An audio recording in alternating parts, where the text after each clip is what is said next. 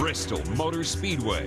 There isn't another track like it on the circuit. Its menacing high banks are enough to intimidate even the most seasoned veterans. Tonight, the NASCAR Craftsman Truck Series will take on the world's fastest half-mile race, number 16. This week in Nashville, our points leader strummed the streets of victory after getting his 4th win of the season. With 10 races remaining, the truckers roll into the beautiful hills of Northeast Tennessee. Can Travis Wamble repeat last year's lucky break? Problems with Kevin Harvick. Travis Wamble goes by the start-finish line. The contenders ready themselves for the battle on the high banks. Next on Speed Channel.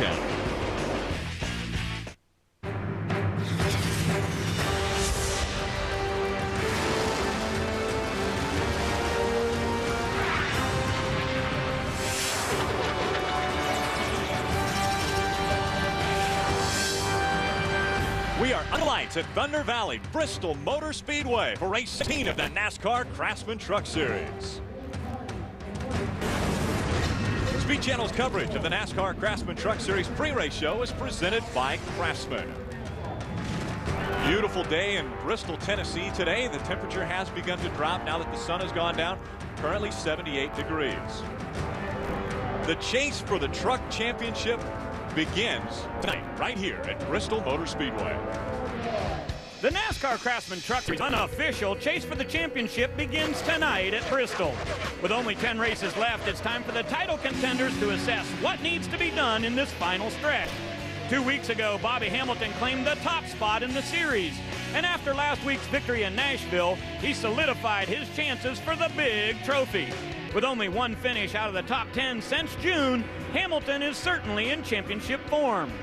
How about Travis Quapple? He carries the torch for Team Tundra and got their first big win in Michigan. No one can ever count out the #1 of Ted Musgrave and his Mopar Dodge team. They could win tonight or any week. How about Matt Crafton? He's flown below the radar all season and could place himself back in contention. Carl Edwards was everybody's favorite early in the season and with a little persistence can reclaim the top spot. Chad Chaffin is 3rd in points after grabbing his first 2 victories. But Dennis Setzer desperately needs to pick up his momentum after being dethroned by Hamilton 3 weeks ago. It's time for the teams to switch into overdrive. Folks, the chase for the championship begins now.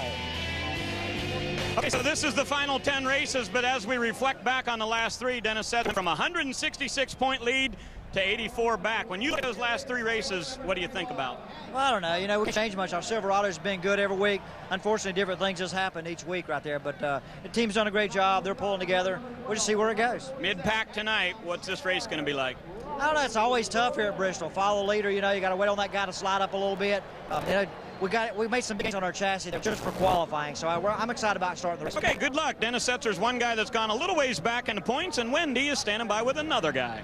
Thanks, Ray. Carl Edwards is one of 4 drivers doing triple duty this weekend, running the Truck, Busch, and Cup race. Now, you had a little trouble in qualifying. Carl, tell us about what happened while you're starting in the back. Well, we were just a little freer than I wanted to be, and the first lap went okay. The second lap, I was trying a little too hard, and it got a little freer, and we used a little bit of our luck for the weekend, so I hope that doesn't hurt us. Didn't hit the wall, but slid to a stop, flat spotted the tires, and now we got a new set of tires, but we got to start in the back.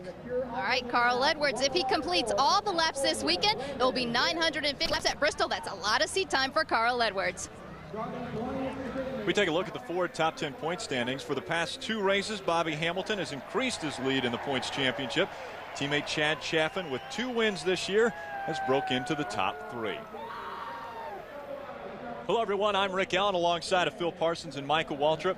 Now, with 10 races left in the points championship, we come to Bristol Motor Speedway. And, Phil, anything can happen when we come here. Rick, anything can and has happened at Bristol. Kevin Harvick led 124 laps last year.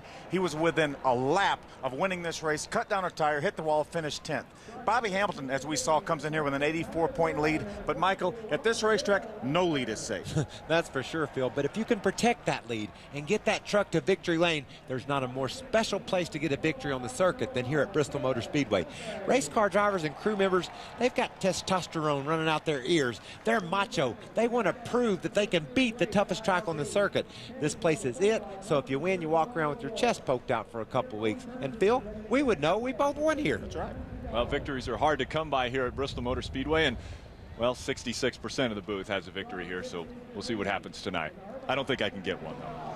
We'll find out who will add their name to the list of winners at Bristol Motor Speedway when our pre-race show continues. We'll be back with more on Speed Channel.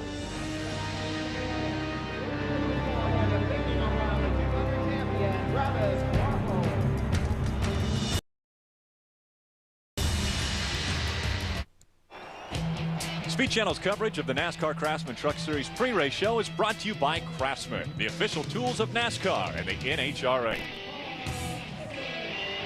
When we were in Nashville last race, Bobby Hamilton Racing again accommodated our need to test our career choices. Ray Dunlap and I switched roles with Bobby Hamilton and Chad Chaffin for the second annual Speed Channel 5-miler. And we all found out it's definitely not as easy as it looks.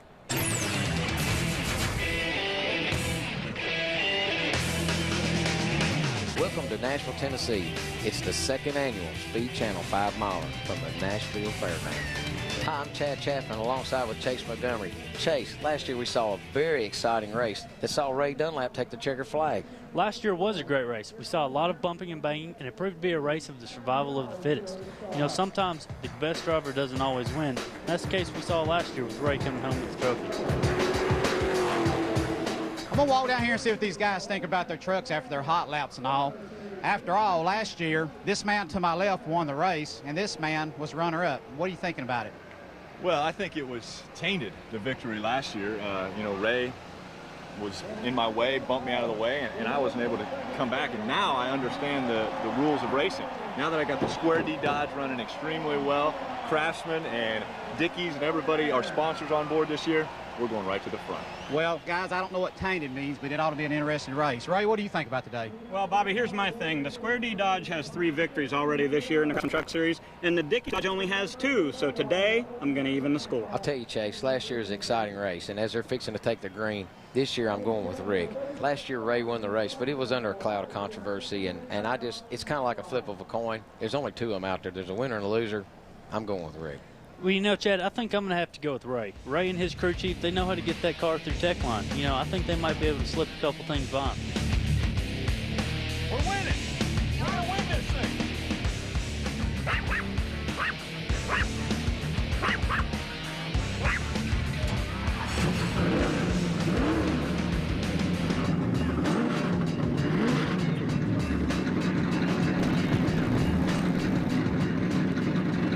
And there it is. Coco waves the green flag. The second annual Speed Channel 5-miler is underway.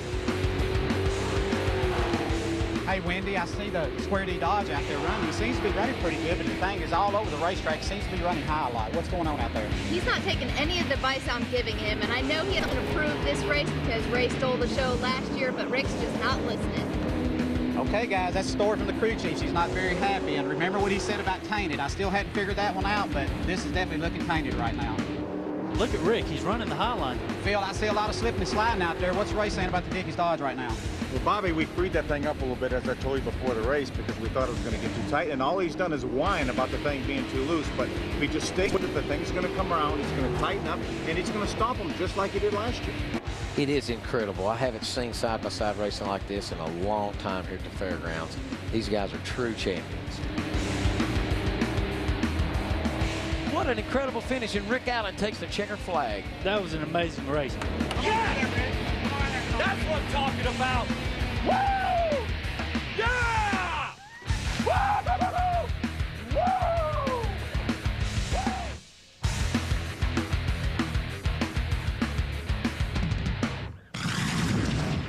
And after we got done with all that screwing around at the fairgrounds, this guy went on to the real victory lane at Nashville. That was probably one of the highlights of your career, I got to believe. Yeah, it was a pretty cool deal having Bobby Jr. there and winning that doggone guitar. We've been trying forever.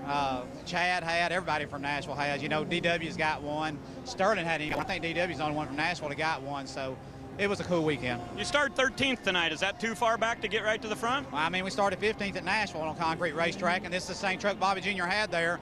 I'm just not getting as much out of it as he did, but the Square D Dodge drives really good. All right, there is only one chassis in this field tonight that actually already has a victory this year. That would be Angel, and you're driving it. That's got to give you confidence. Yeah, Angel usually goes as a backup, but it did so good on the concrete at Dover, we want to bring it out here to see how we can do with it. Okay, do me a favor. Keep driving race trucks, and I'll keep doing TV, okay? Let's not flip-flop too often.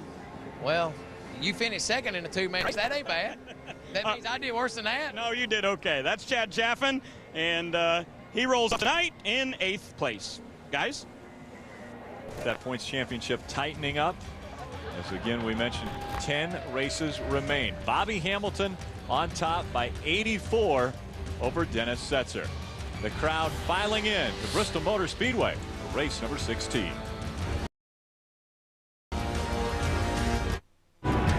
Welcome to the NASCAR Craftsman Truck Series O'Reilly 200 on Speed Channel, presented by Vavoline Max Life.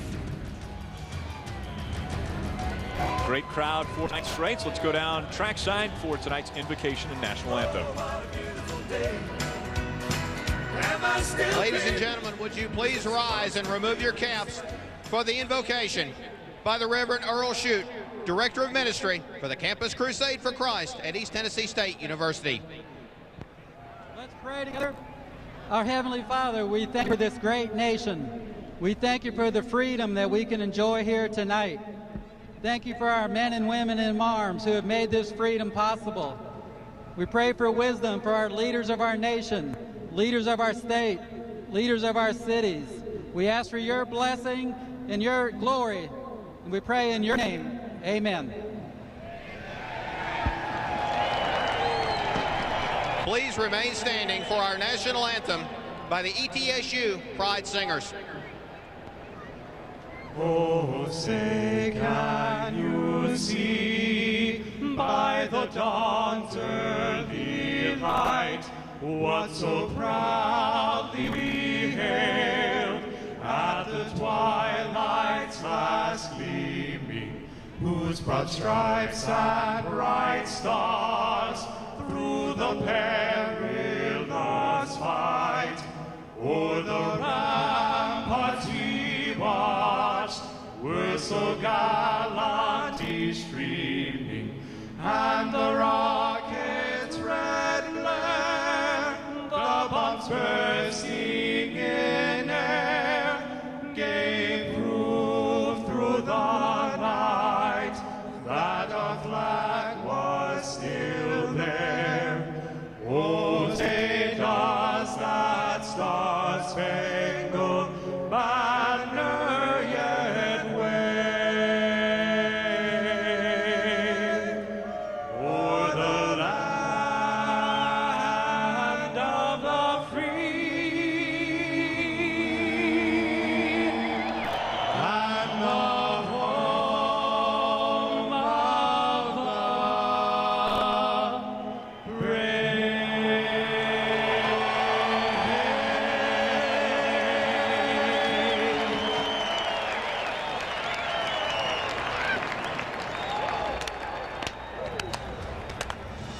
Drivers are climbing into their trucks, crews getting ready. Next thing we'll do is start the engine. We'll be back with more on Speed Channel. Craftsman is awarding 19 autographed toolboxes this season that include a full set of tools. They're the same toolboxes that are awarded to the winning truck drivers in Victory Lane. All you have to do is enter on speedtv.com, pick the winner of our next race, and if you guess correctly, your name will be entered into the drawing, and if selected, you win your very own stock toolbox autographed by that race's winner. Phil, who won last week? Out of 1,669 entries, 459 correctly picked Bobby Hamilton, and Linda Rice was drawn among those winners from Eckerd, Colorado. She wins the toolbox. Congratulations, Linda. And now let's go down to our pole sitter, Kenny Schrader, who's standing by with Wendy Norris. Ken Schrader in the 52 truck makes his 52nd Truck Series start tonight. Ken Schrader's had a lot of poles in other forms of motorsports, but this is his first pole ever in the Craftsman Truck Series. Kenny, you've picked up over a half a second for practice to qualifying. What can we expect out of your truck tonight? Well, Wendy, the little Federated Outparts truck was pretty good. What really happened to us is we were good in practice and we made our bonsai run, we didn't get a good clean lap, so we'll just have to find out. I mean, this truck's only got one race on it, ran 5th at Dover, and we're ready to go. All right, we all know how Bristol goes. Ken Schrader has the top spot at the start of the race. Let's go to Ray. When you start talking about Ken Schrader, check out the experience that he has here at this racetrack in the Nextel Cup Series. How about 39 starts here? But look down at the bottom of our list. Kevin Harvick, only 7 starts, but both of those guys have a second-place finish, and I believe Kevin Harvick may be the man to beat tonight. How much you been thinking about that race a year ago, man? You were about a lap and a quarter away from the checkered flag. Well, I mean, you can't go back and change anything, so we just tried to go home and build a new truck and know that we were coming back this year to try to get that last lap back. But this GM Goodwrench Silverado has been really good since we unloaded. See what happens. We're here for one reason, maybe 2, but one that I'll tell you about. Okay, and that is to go after the victory. Now let's go back to Wendy. Well, Bristol is a very challenging track because of all the action that happens so quickly on the track tonight. Travis, what is your plan to get up front, and what is the key to success? You have a win here last year. Well, definitely number one, survival, and we got to get this Nuts.com truck to the finish. That's the main thing. Try to keep the fenders on it the best we can.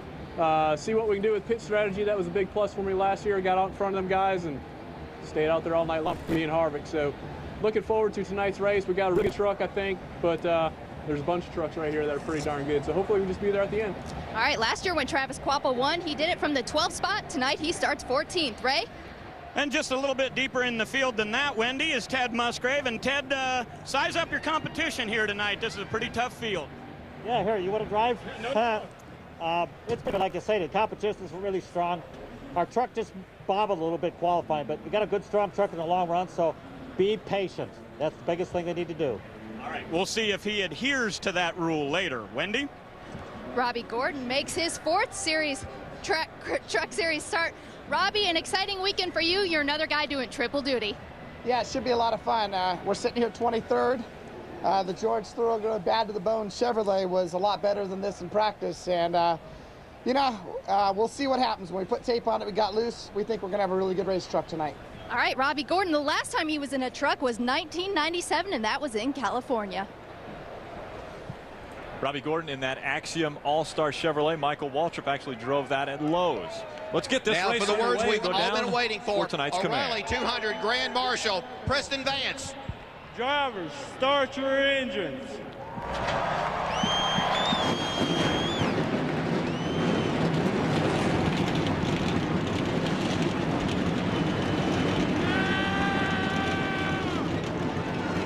"36 trucks, their engines fired, anxious to get on to this just over half-mile concrete track they call Thunder Valley. Bristol Motor Speedway is the site of tonight's battle in the NASCAR Craftsman Truck Series.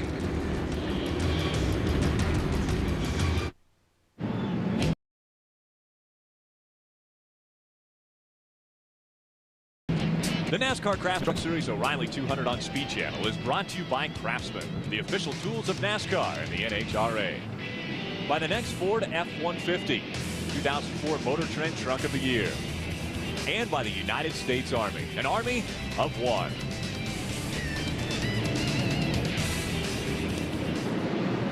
Speaking of the United States Army, we will line up the United States Army starting grid. Kenny Schrader on the pole. His best other Truck Series start was the first ever truck start in 1995 when he started second in Phoenix. See inside row 3, Carl Edwards will not keep that starting position. He made some unapproved changes to his truck after qualifying. He'll have to go to the back. Harvick starts 6th. The talk in the garage area. He's the man to watch tonight. Chad Chaffin will start 8th in row number 4, just on the outside of Terry Cook. My man Steve Park starting inside the top 10. He's been strong on and off throughout the season. I look for him to be strong again tonight. John Wood, 2-time winner last year, looking for win number 1 this year, row 6. Travis Quapple starts 14th. He's your most recent winner here at this track last year. Jack Sprague, winner back in 1999, starts on the outside of row number 9. Second in the points, Dennis Setzer starts inside row 10. Robbie Gordon does not usually demonstrate a whole lot of patience. He likes to get with it. It'll be fun to watch him come up through the field. 4-time series winner Connor starts on the inside of row number 13 with 25th position. Rick Crawford starts in row 14 just on the outside. Paul White. There's Chris Wimmer, he also will go to the back of the pack inside row 16 because of an unapproved engine change. Randy LaJoie's had some strong races here for the Busch Series. We'll see if he can repeat that tonight. 44 trucks tried to qualify, 36 made the field. Craftsman track description for Bristol Motor Speedway. We have missed the field. As I mentioned, 44 trucks trying to make this field. Only 36 were allowed or eligible for the start. Michael, it's pretty hard to describe this racetrack. The words really don't do this racetrack justice. No, man, you know, you watch it on TV and it's so much fun to sit at home and watch on TV. But when you sit in the grandstands or as we are here above the start-finish line, it's like watching a big screen TV. You can't miss anything. All the action is right here on your plate. Here we go, 200 laps, purse just under $500,000. Pit window is about 140 to 160 laps, but we expect people to pit closer to probably 80 or 90 laps. When they get in their window, they want to run this last half of this race with good track position, so they probably will not pit that late. We'll ride along with 6 different drivers. Andy Houston will start 26 and will be on board with the Team ASE CarQuest Dodge.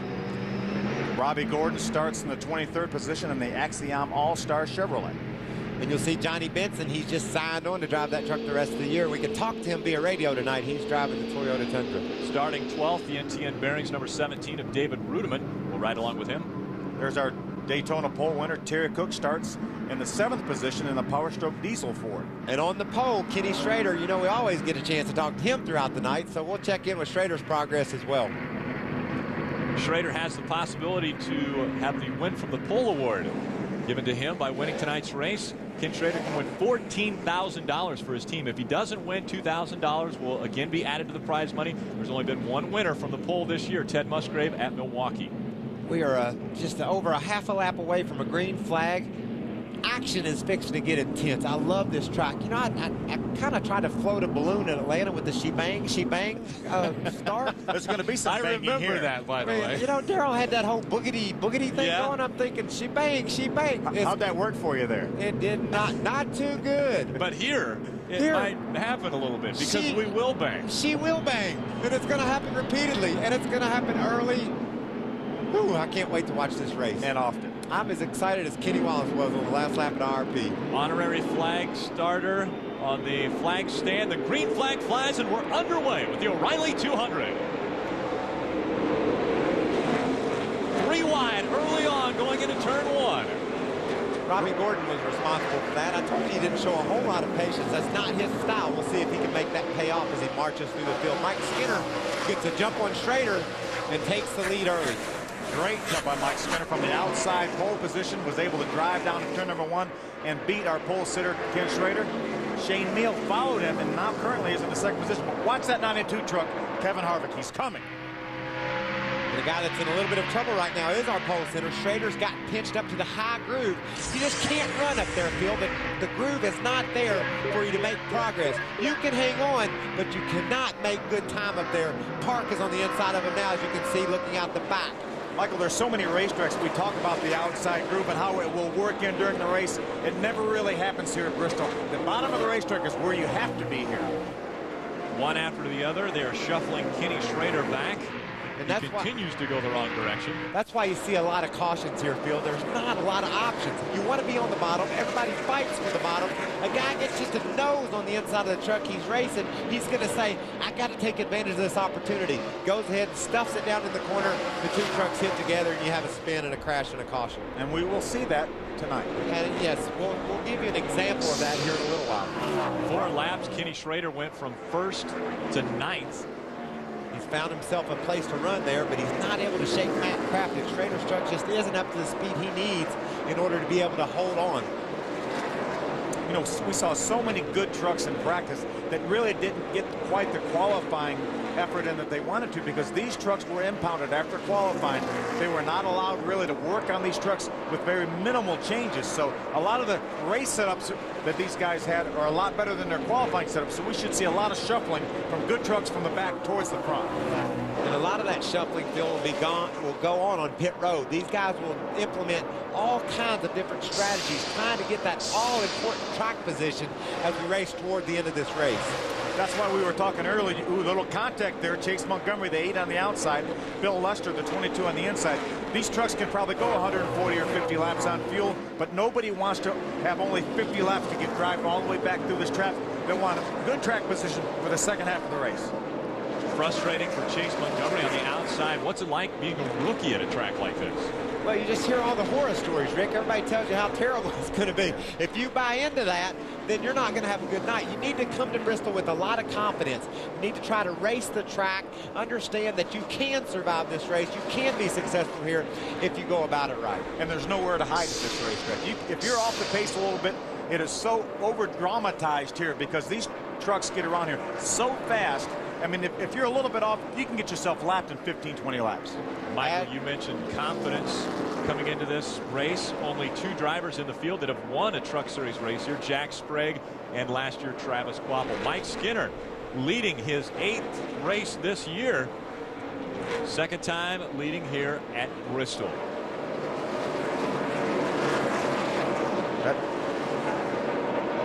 And so Mike Skinner in the 42 already catching the lapped trucks as we get to lap 14 at Bristol Motor Speedway. We'll be back with more on Speed Channel.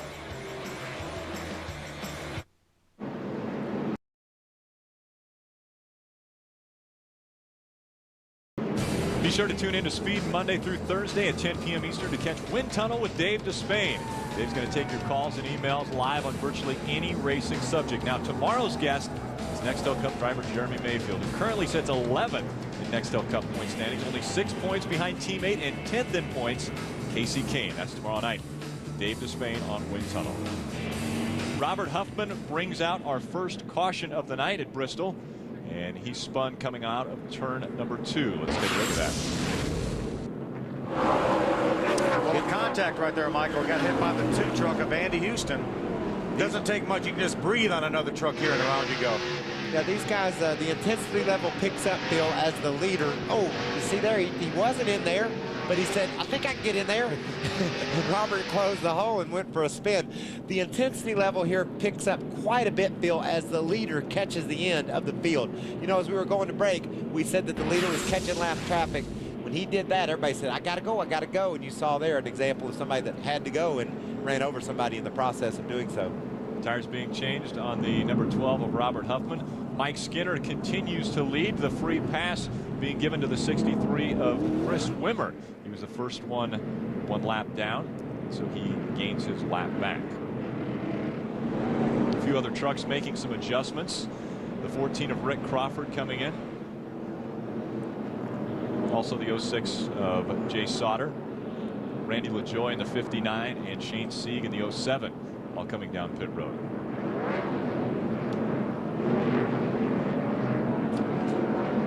I would not be surprised, Rick, to see some of these leaders stop on lap 40 or 50, thinking they can go 160 laps on a set of tires and getting that track position that we talked about. Wendy, you got anything on Skinner down there?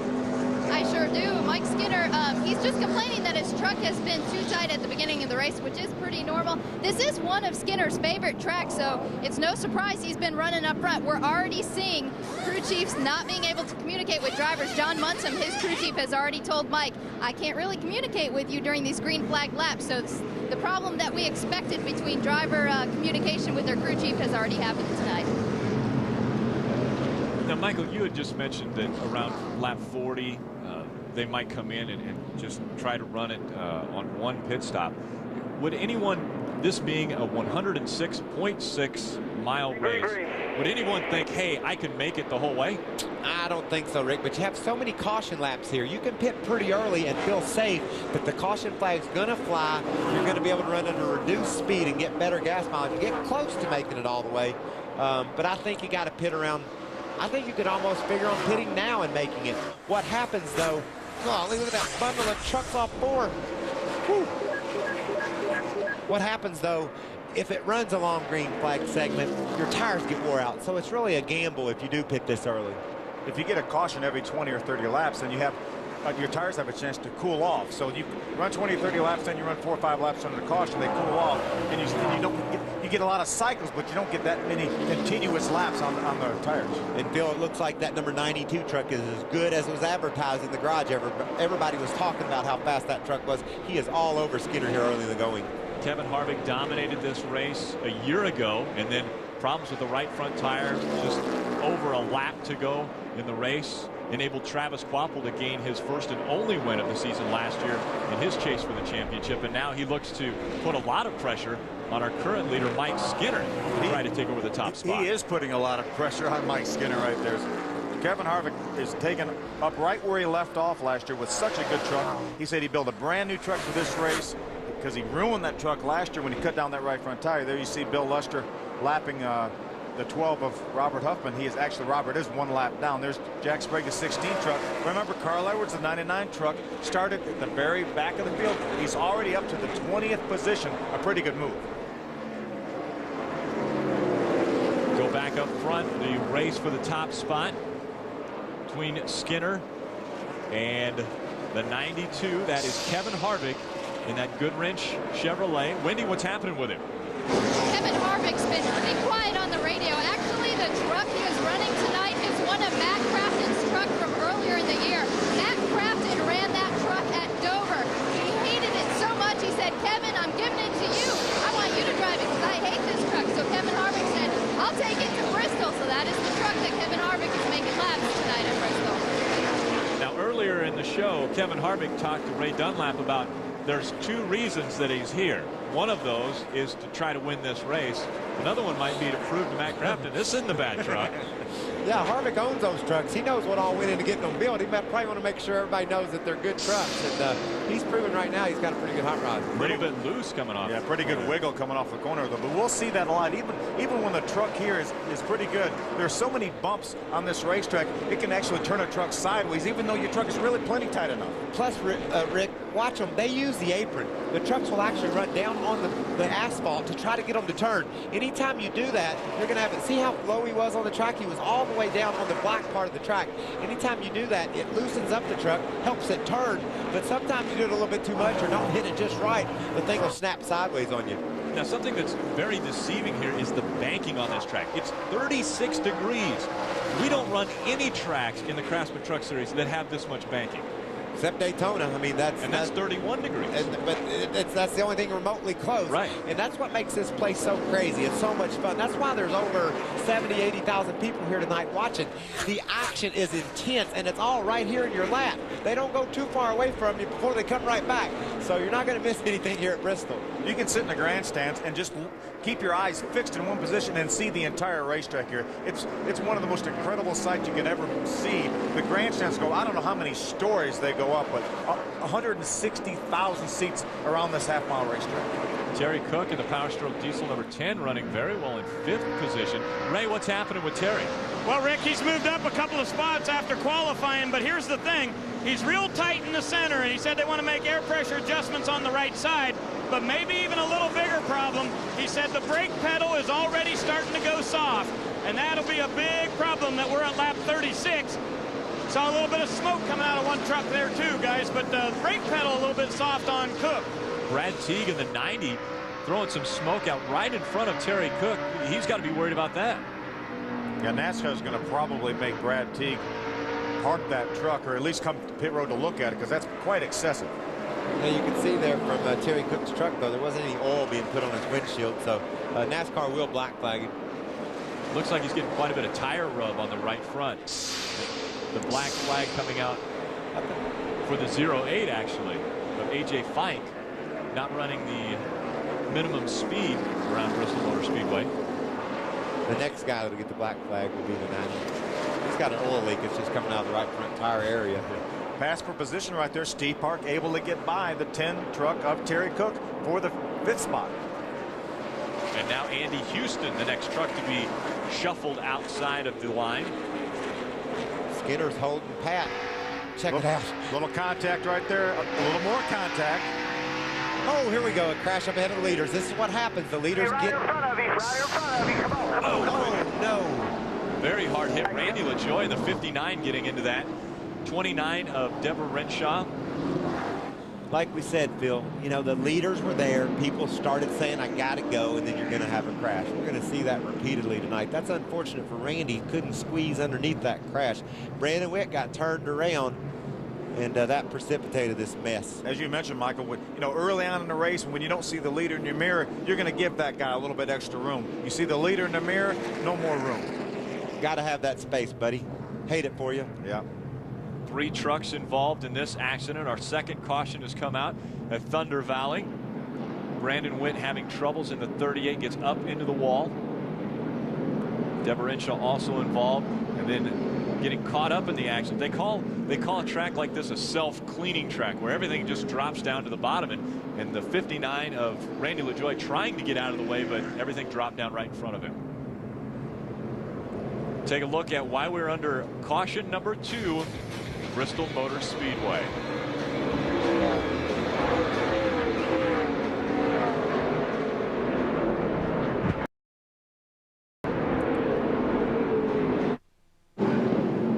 Welcome back to the O'Reilly 200 at Bristol Motor Speedway in Bristol, Tennessee. Great crowd on hand. We're under caution number 2. You see Randy LaJoie's truck being carted off by See what happened here. We're going to see. Looked like maybe the 21 of Hank Parker Jr. got into the 38 of Brandon Witt. That turned him around. He backed in the fence. Deborah Renshaw came along. She was going to miss Brandon Witt. Randy LaJoie came in really nowhere to go. There were trucks right of him and left of him. You see right there, boy, he was right behind the 2 truck of Andy Houston. He probably never saw when Andy drove off the racetrack. Then bam, there they were right in front of him. Packed her in there pretty good too, Phil. That's a hard impact there. Let's check out what Andy Houston's looking at here as we go into turn 3. He knows he's got to get low and is able just to slip by on the bottom. Randy LaJoie was right behind the 2 truck of Andy Houston. When Andy turned off the racetrack, Randy had committed to the bottom of the racetrack and made hard contact with Deborah Renshaw in the 29 truck. Phil, what do you think? Lap 45, do we pit? Are we going to take a chance on getting our gas and tires now and being good for the rest of the race? Or Michael, I think if you're going to pit now, you're saying this is going to be a 2-stop race. Oh, you do? I do. I think if you're going to pit now, you're going to say, okay, I'm going to try to pit again on lap 100, 110, 120. Some of the guys may try to do it, but it'll be interesting to see what these crew chiefs decide. Are you sitting duck out there if you stay out right now? And we've seen this before where the leader will stay out and everybody behind him ducks in to pit road. I don't think here at Bristol, Rick, there will be too many different agendas. Too many people will want to pit now. Some will want to pit now. Some will want to pit later. And so when you stay out on the racetrack as the leader, if you can get 6, 8 trucks behind you to stay out as well, by the time the new tires catch you, they've already lost all their advantage, or basically most of their advantage. So I think whatever Mike decides to do here, if he pits, he's going to be okay. If he stays out and a bunch of them pit behind him, he's going to be okay as well. But if he isn't happy with the way that truck is handling, which we heard from pit road earlier, it was pushing, he didn't like that, he might decide right now, I need to make an adjustment on it and see what it does to it so that I can understand what I need to do later if I come back, like Phil said, to get tires again. Phil, how is this track changed from when they qualified and practiced earlier today when there was the sun beating down on the track to now where we're under the lights? You know, normally you would say this racetrack would be tighter as you put more rubber down as the temperature drops. But a lot of the crew chiefs were saying that last year, Michael, in this race, the track got looser for them. They actually had to tighten their trucks up. So we're under caution number 2 at Bristol Motor Speedway. Parts flying high in the air. Thunder Valley.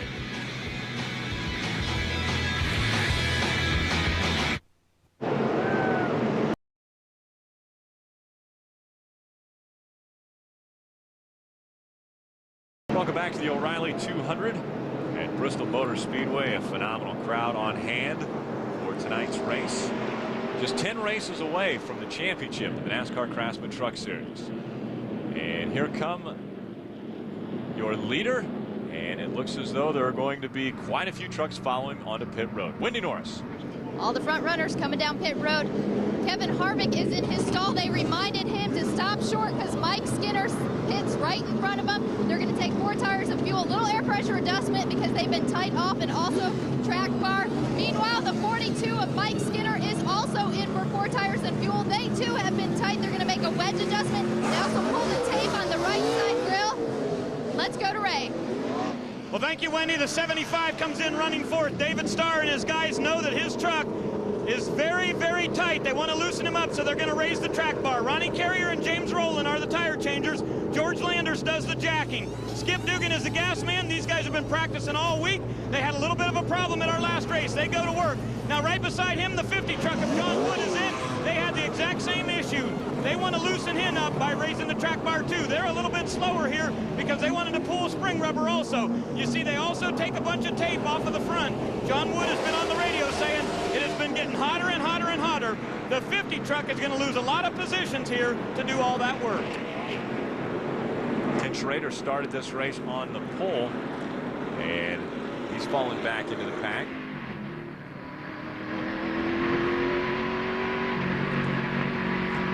Mike Skinner was your leader coming in on our first round of pit stops, and this team has a great stop and are very excited about their performance.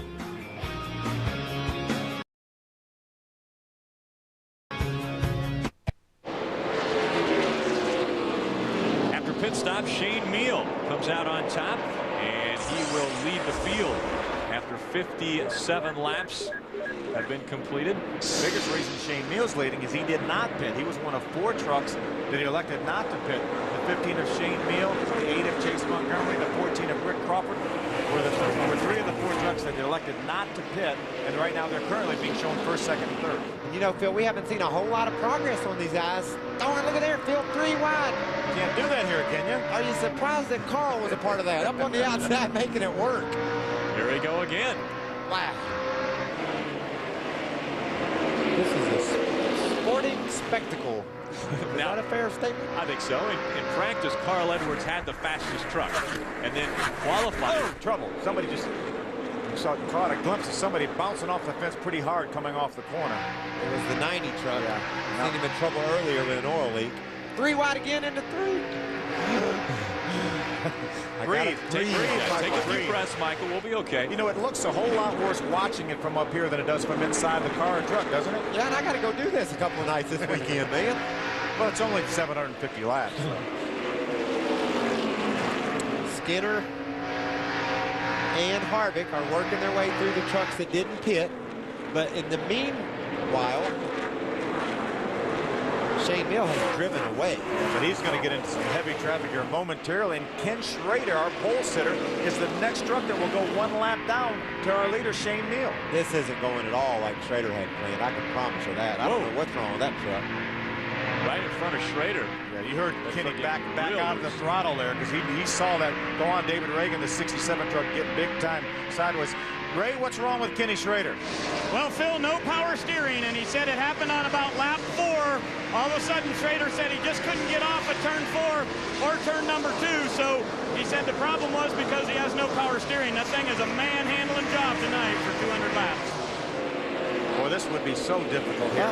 I mean, any racetrack without power steering is going to be a little bit difficult. Well, this would probably be the most difficult racetrack on the circuit to run without power steering. Because everything happens so fast, Phil. You've got to, if you ever have to crank that thing to the right because it gets a little loose like we see trucks do here every lap, you just cannot keep up with the steering. It's very, very difficult. Schrader has his hands full right now. You can see he's able to keep up with Shane Meal for the time being, but eventually it's got to just wear him out. Ken Schrader will want to try to keep Shane Meal in his sights so that if a caution comes out, he would get the free pass. We saw Shane Meal drive for a lot of the race at St. Louis. Looked like he might even win that race without power steering. He's made contact with Bobby Hamilton on one of the 4 green-white checkered finishes we had. But St. Louis and Bristol are 2 different racetracks. Yeah, the reaction time at St. Louis is much, much, much slower than it is here at Bristol. Things just happen here just immediately. And speaking of immediately, we've got to go away to break. No way. Immediately. Shane Meal continues to lead. Mike Skinner, Kevin Harvick, David Starr, and Rick Crawford. Bristol Motor Speedway.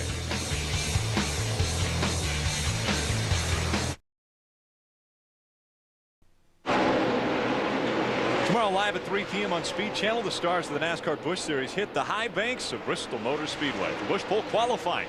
Tune in to see who will win the top starting spot. It's all on Speed Channel tomorrow live at 3 p.m. Eastern. And one of the guys that could possibly claim that spot is Jason Keller. Jason, thanks for joining us up here. Well, you've got a teammate that's down on the track right now, Terry Cook. Yeah, Terry Cook and the Power Stroke Diesel guys, they're doing a really good job. Having some brake issues, as Michael reported, but hopefully they'll get their act together and get a good finish out of here. And you know how to drive around this track.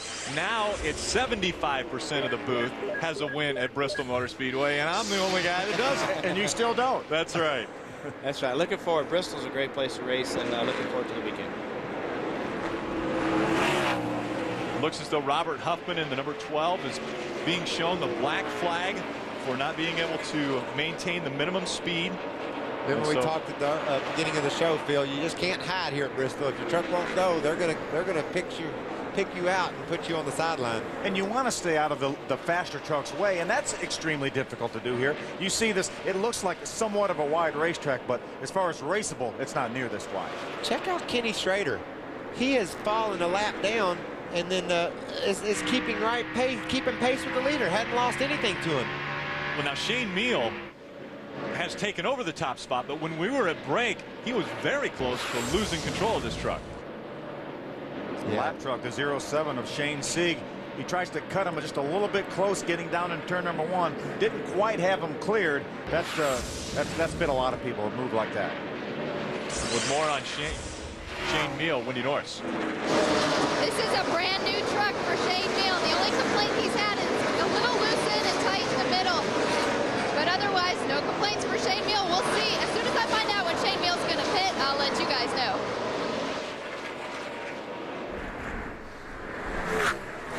Terry Cook currently being shown in the 16th position. Now, Jason, did you give any advice to Terry? Because you've had 3 poles at this track. You've got this track figured out.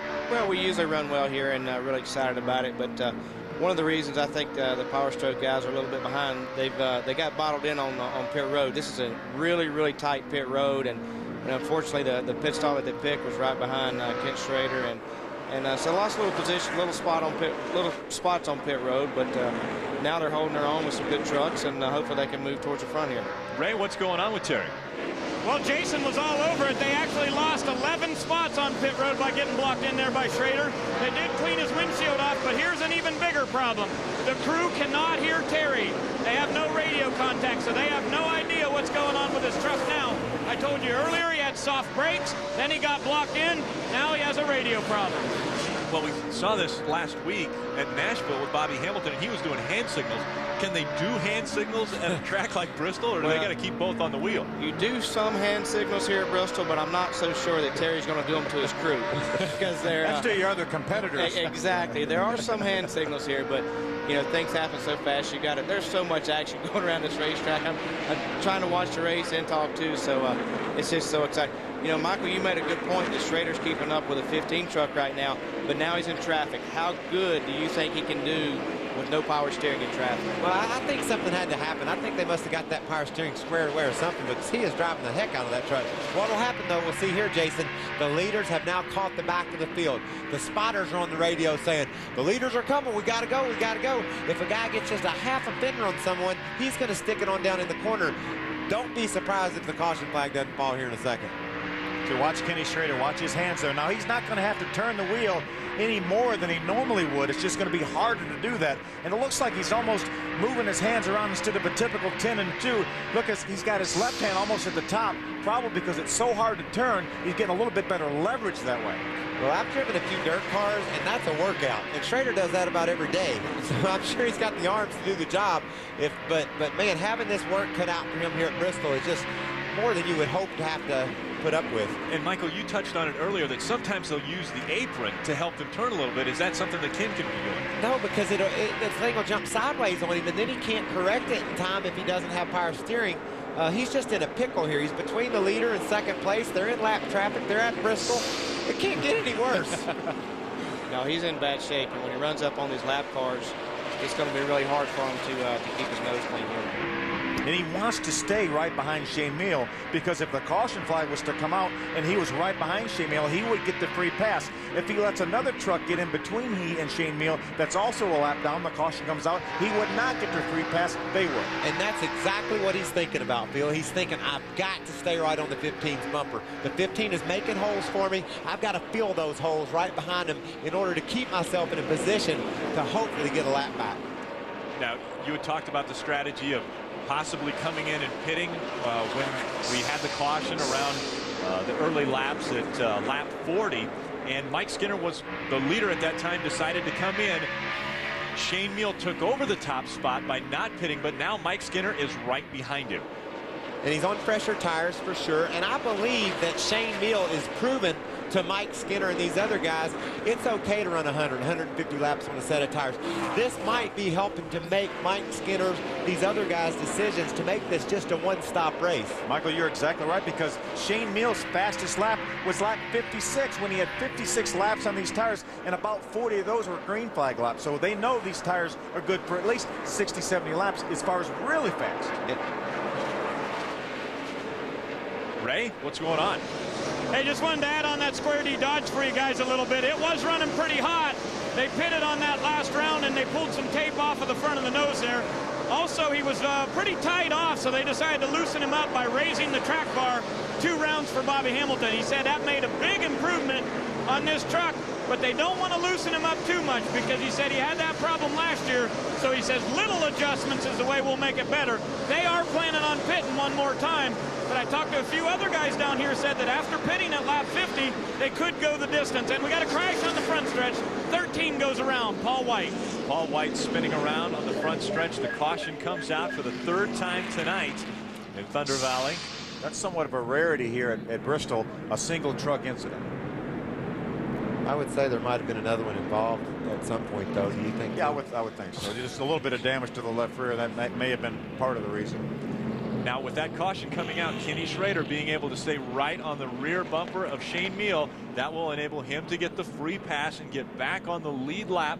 So he's not chasing after the leader to stay on, but he'll be at the back of the lead lap. I got to get on the radio, man. We got to call Schrader up and ask him what's going on with the power steering. Take a look at what happened to Paul White. Uh-oh, Paul White got an assist from the back. As you mentioned. There's the other truck you were talking about. The 50 truck, and then the 10 of Terry Cook was right behind the 50. That's when them darn spongy brakes will bite you at Bristol. Exactly. You don't use a whole lot of brakes when you're running a lap around here. You just barely even touch them coming into these banked turns. But when there's a crash in front of you, it's nice to have them. Yeah, there are times when you really want a lot of brakes here. And that was one of them for Terry Cook. Well, now what's going to happen? The 15 truck will probably pit right here. No, he's decided not to pit. Well, there you go. That's why I don't commentate these races, because I would have said he should pit here now and at least have 100 laps or to try to get back to the front. But he's really committing himself to a very short run here at the end of the race. That's interesting strategy there. You'd have thought, 100 laps, let's split it in half and get tires. You know he's going to have to come get tires. He can't stay out there the whole race.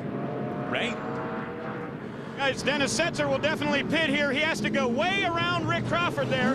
And you see they are going to make a wedge adjustment. 2 rounds up on the left side for Setzer. As these guys go to work, they're going to put right sides on it. 4-tire stop here, and I do believe this will be their last pit stop of the day. Wendy? The 15 truck of Shane Meal, a little mistake, miscommunication on their part. They meant to come in that previous lap, and Shane Meal got a little hot on the radio. The crew going over the wall today is Tony Rain's Bush team. Like I reported earlier, the truck's been a little loose, so they're going down on the air pressure, and track bar adjustment also on Shane Meal. They pulled the left side tires off, and they are completed that stop, and they're down and away. Let's go to Rick. Huh? Guess Jason Keller was right. He was supposed to pit. Jason Keller fits pretty well in the booth, by the way, making that call. And so caution number 3 comes out. Paul White gets spun around at Bristol Motor Speedway.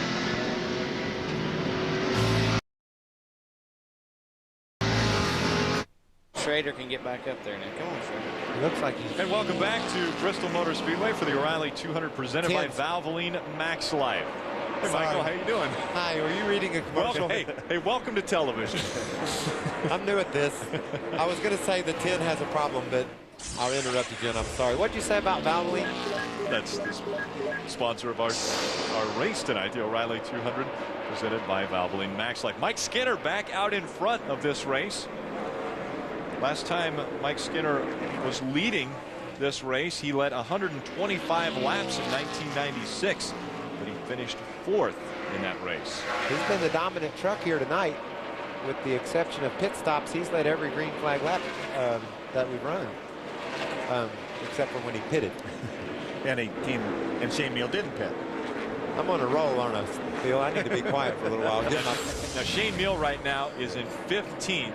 And you see the official watching as she calls, wait a second, they didn't get the lugs on. She's going to call foul. See there, I can't be quiet. I'm so excited. Jason, where you? Jason, let's go see what Winnie's got to say. There you go. Let's go. Well, Shane Meal has experienced this already this season many times where his crew has cost him the race possibly. He came in as the leader, and right now he's back in 15th. And upset Shane Meal has to work his way back through the field at Bristol, which is very difficult to do. And this is where you really have to show some patience, because you can get a little bit too aggressive here. You can beat the front fenders up on this truck, and you can really affect the handling. We saw Kevin Harvick, the 92 truck, who pitted at the same time Shane Meal did for the second time this race. You saw him drive by Shane Meal. Shane is being patient right now, but how long is that going to last? Well, now this crew could have been a little flustered too, because Shane Meal did not come in at his first opportunity. He was the leader and missed pit road when he was able to come down pit road, and so his crew might have been a little bit shaken by that. Well, we don't know what kind of miscommunication that could have been. You know, Shane might have missed the sign. The crew might have said, we're going to come in next time by. A lot of things have to go in, and it happens in a real quick period of time, Rick. You know how fast things happen in Bristol. I think we pointed that out a few times. Well, actually, 75% of the broadcast team know how it goes here at Bristol. I was wrong about Kevin Harvick getting by Shane Meal. That's his team truck of Matt Crafton, who truck looks identical to Kevin Harvick's, who's a couple spots ahead right there. There's a 99 truck. Good battle for the 9th position right there. Actually, 8th position. Well, Carl Edwards. One thing about this racetrack, you guys are talking about entering an exit pit road. It is one continuous pit road all the way around, so it's really hard to. Your spotter's got to be telling you when to pit, you know, and hey, remember to pit on the back straightaway, because usually we don't pit till off turn 4 because the pit road's on the front straightaway. So it can get confusing, and he's going to have his work cut out for him. See there, Dennis Setzer working his way by Chad Chaffin. I think it's going to be kind of cool to see too, Phil. Right now, Skinner's got a huge lead, almost 10, 15 truck lengths on the 75, and then another 30 back to the 17. Watch this thing accordion back up as they catch the back of the field. In 2 laps, that huge advantage will disappear. Those trucks will be bumper to bumper. Yeah, and bumper to bumper and side by side, so that's good. It's going to get trouble over in turn 2. 67. David Reagan getting spun around in turn 2. And so our 4th caution of the night comes out.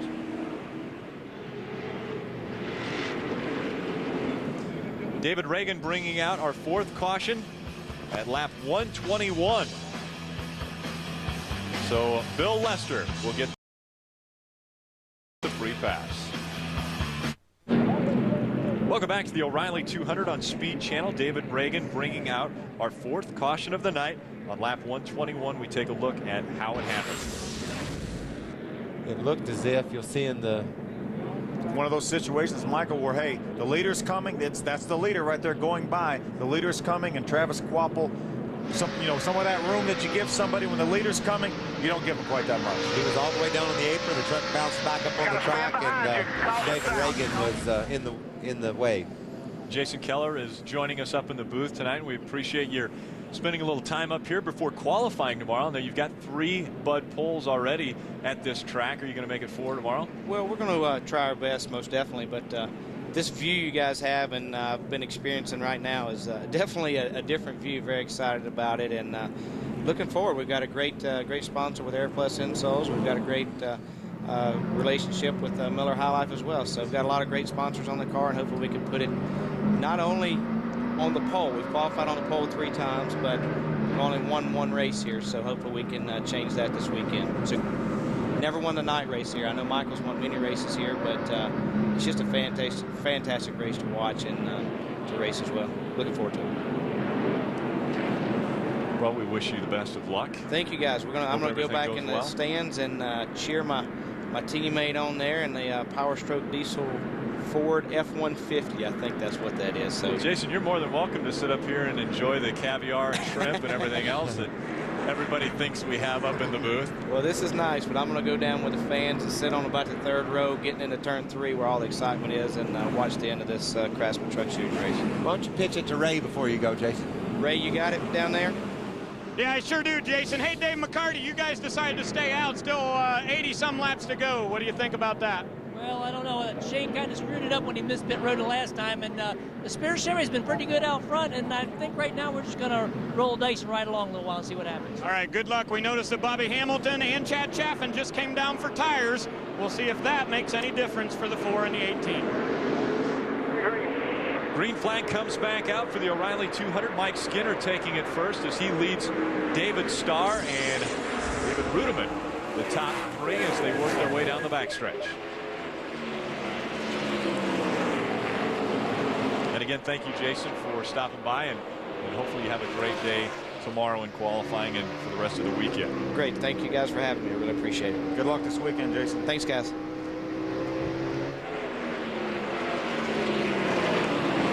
Carl Edwards taking over the 3rd position from the 17 of David Rudiman.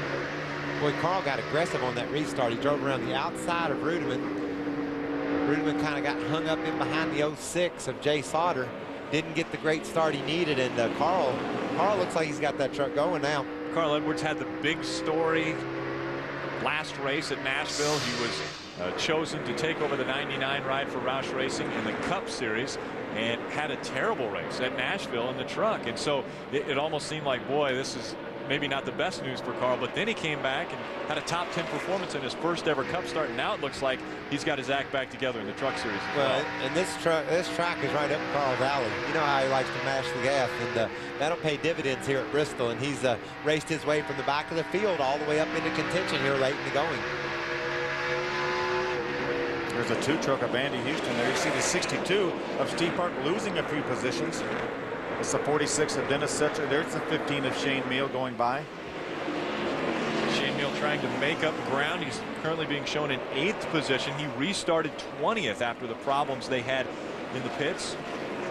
Michael, I think we have a handful of drivers doing that one-stop race like you were talking about. Obviously led by Mike Skinner. David Starr's another one of those guys. Carl Edwards, David Rudiman. About 4 or 5 guys, maybe 6 are on the one-stop plan right now unless something changes. So your leader Mike Skinner out in front of David Starr, Carl Edwards, David Rudiman, and Jack Sprague making it up into the top 5. Jack Sprague, former winner at Bristol in the Truck Series.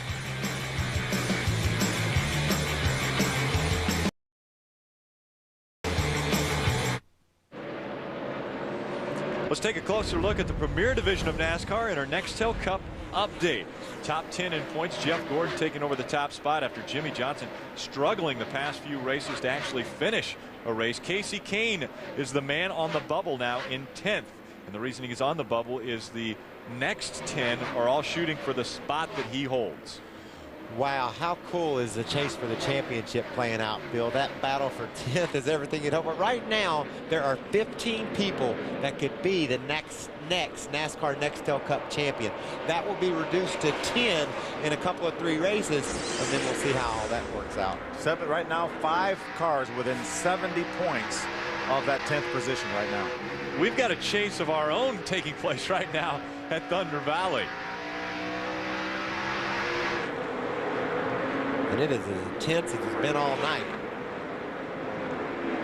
3-right racing. David Rudiman in the middle. Chase Montgomery on the inside. It looked as though that was the 92, I believe.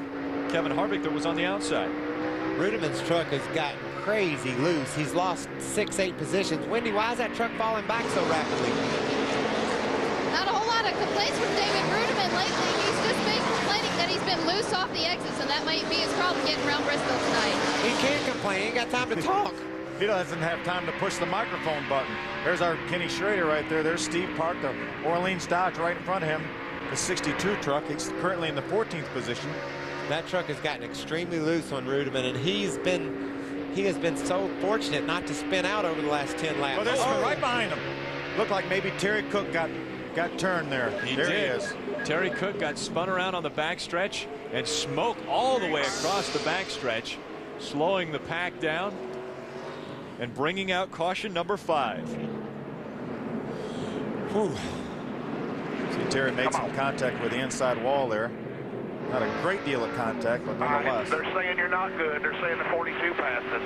It's Keith Barnwell, spotter for Terry Cook. Man, there was a hole there, but by the time we got there, it closed it up on us, Terry. My fault. Spotter's taking blame for that, probably telling Terry Cook clear low, and when Terry went to go to the bottom, the truck had filled the gap. So Terry will have to fall back and let the pace car come around, pace truck come around him. On board with Terry Cook, Power Stroke Diesel. Trying to fill a hole behind Schrader that wasn't there. We'll be back with more Bristol Motor Speedway.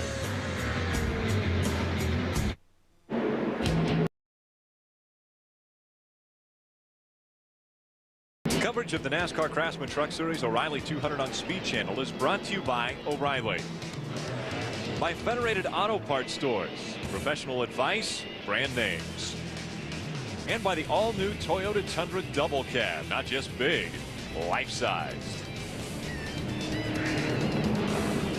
Caution 5 has come out in Thunder Valley. Here is why. Going to watch Terry Cook. He's going to try to close up that hole in between the 52 of Ken Schrader and the 50 of John Wood. Really wasn't a hole there. There was for a moment, but by the time he reacted to his spotter, Keith Barnwell, tell him it was clear, it wasn't anymore.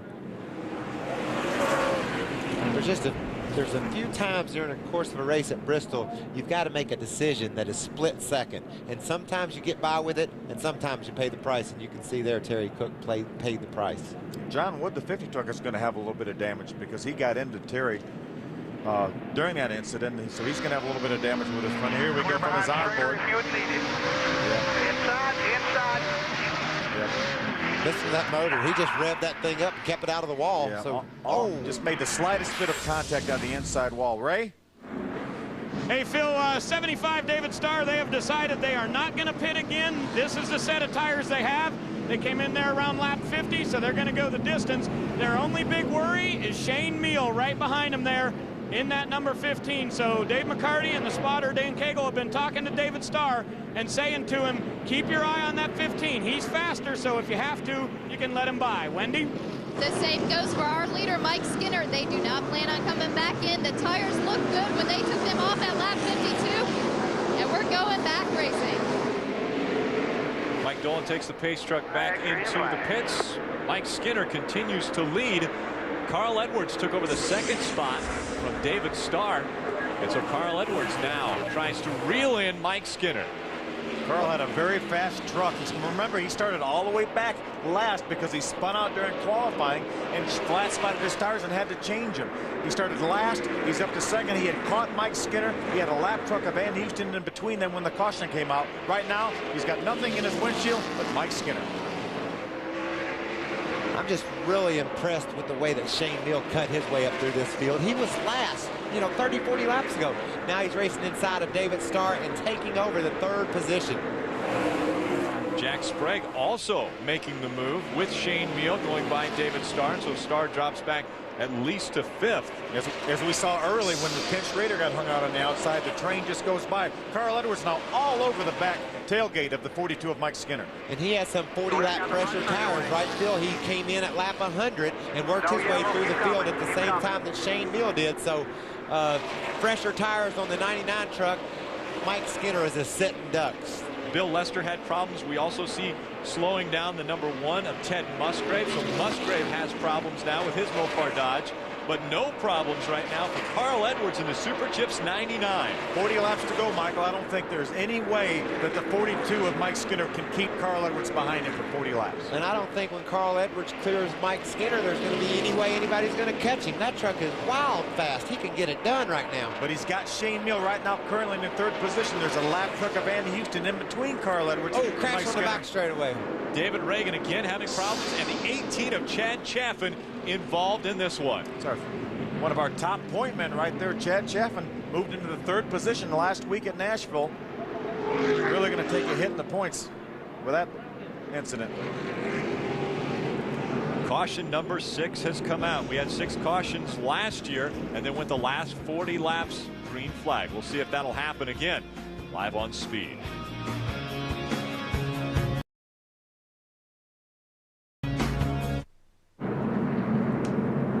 David Reagan brings out our 6th caution of the night, and when he does that, he takes Chad Chaffin with him. Take a look back at how that caution took place. David Reagan got a little bit sideways off turn number 2, overcorrected a little bit, caught Chad Chaffin with nowhere to go up against the outside wall. Here's another view there. He's already overcorrected, caught Chad with nowhere to go. Chad was committed to the outside of the racetrack. Chad's third in the points, and that's something that happens at Bristol that he couldn't avoid it. He was just minding his own business. The truck goes sideways and into the wall he goes. Hello, it's Michael Waltrip in the Speed Channel booth. Do you hear me, Schrader? Yeah, I got you, buddy. Johnny, are you listening? Go ahead, Michael. This is so cool. It's like Monday Night Show all over again. You have had an adventurous night, Schrader. Started on the pole, fell a lap down, made it up. Is the power steering okay? What ails you tonight? Mikey, we don't have any power steering, and I experienced that right at the start of the race. As soon as you get to the turn and load up, it will not turn. So we're kind of having to stay in a pretty big hole to be able to drive this thing. What an impressive job you did getting that lap back. Shadowing Shane Mill as he raced through traffic. He would make a hole and you would fill the hole up. So obviously you got a good truck, but no power steering in a place like Bristol isn't any fun, I'm sure. Tell you what, I thought sitting next to you on Mondays was bad. This is worse, buddy. Hey, I can turn you off. I'll do that. Johnny Benson, it's Michael Waltrip up in the Speed Channel booth. How's your night going? I tell you what, Mikey, mine's not as bad as Schrader's. I got to apologize to him. I kind of chopped him near that one time. Thought I was clear down there and he was there. But outside that, like I say, just slipping and sliding a little bit more than we'd like to see. But guys been working hard, and we're just going to try to get out of here with no scrapes if we can make that happen. I let up for you, though, Johnny. I knew you needed that bottle. Yeah, right when I saw it was you, I said, oh, man, I got to thank God there was a caddy. Otherwise, I probably would have got turned around. Well, while we got these two patching their differences up, we're going to send it on to break. So you guys continue to bond, and we're going to go to break. Miss you, buddy. You too. See you later. Well, you know what? With our leader coming down pit road, it's actually our points leader, Bobby Hamilton.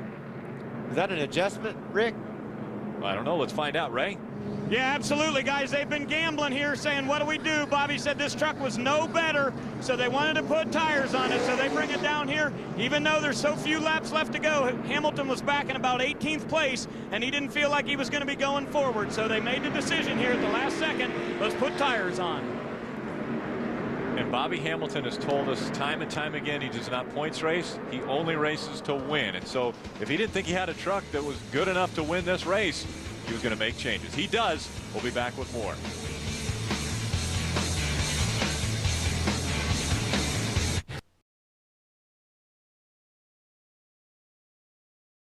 Back the O'Reilly 200 presented by Vavoline Max Life just getting underway with lap number 170. Mike Skinner out in front of Carl Edwards. Michael, we talked about Carl Edwards having a better truck than Mike Skinner. Shane Meals right there. He's got a great truck. He led so much of this race early on. Pitted a little bit later than everyone else.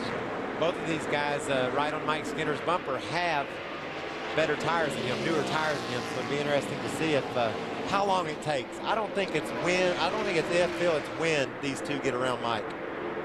See, Skinner would love a few more caution flags like that last one, because if he can hold them off for a handful of laps and the caution comes out, we run another handful of laps. His tires cool off a little bit, but Carl Edwards is not wanting that to happen. But there is no give in Mike Skinner. He is not convinced to this point, I promise you. He thinks he can hold these guys off and win the race. Oh, and problems right behind him. The 16 looking as though he has engine problems again. There's another situation for Mike Skinner, another caution flag. We're going to run another handful of laps under caution. Right now, we're almost 25 laps to go. That's going to really work in Mike Skinner's favor. Ted Musgrave had gone a lap down. It looks as though he might get the free pass. Be back on the lead lap. We'll find out when we come back.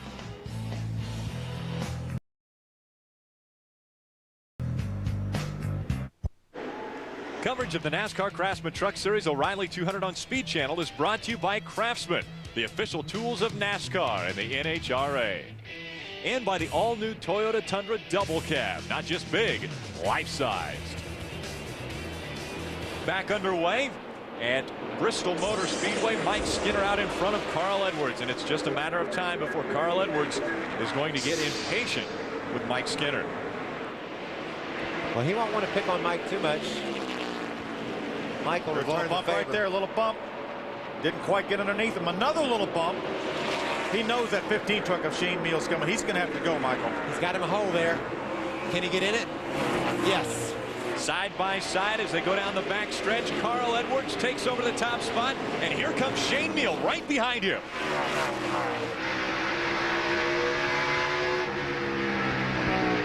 That's what you come to expect at Bristol Motor Speedway.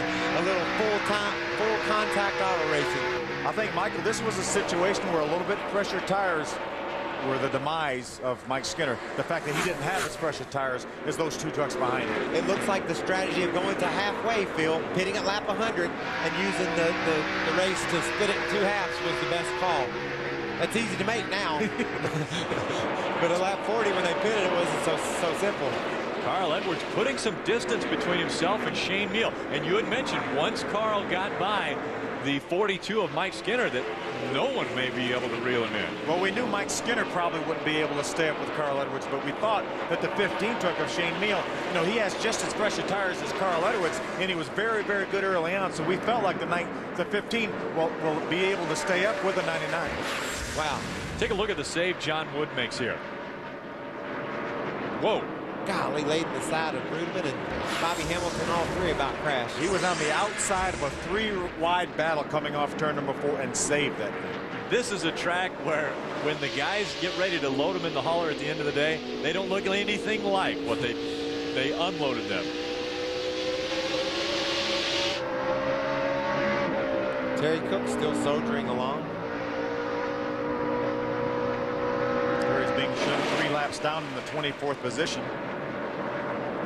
Battle for third right here. Mike Skinner, the 42, is going to try to hold off the 46 of Dennis Setzer.